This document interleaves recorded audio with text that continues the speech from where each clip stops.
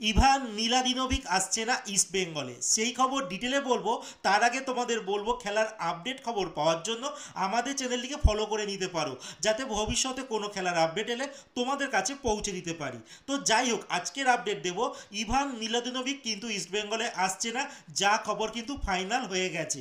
কারণ এই জন্য এই ইভান কিন্তু লাস্ট খেলছিল কাজাকিস্তানের একটি দলে, আর সেই দলটার সঙ্গে কিন্তু ইভানের চুক্তি রয়েছে 31শে ডিসেম্বর 2025 সাল। তার মানে ইস্ট বেঙ্গলকে সেই ক্লাবটিকে যদি আনতে হয় তাহলে ইস্ট বেঙ্গলকে ট্রান্সফার ফি দিতে হবে সেই দলটিকে।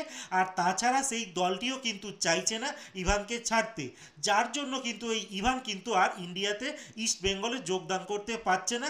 ডিলটি কিন্তু ক্যান্সেল হয়ে যেতে চলেছে। আর ইস্ট বেঙ্গল যদি এই খেলোয়াড়টিকে নিতে চায় তাহলে কিন্তু ইস্ট বেঙ্গলকে অপেক্ষা করতে হবে 31শে ডিসেম্বর অবধি। তারপরে তিনি ফ্রি হবেন, তারপরে ইস্ট বেঙ্গল নিতে পারে।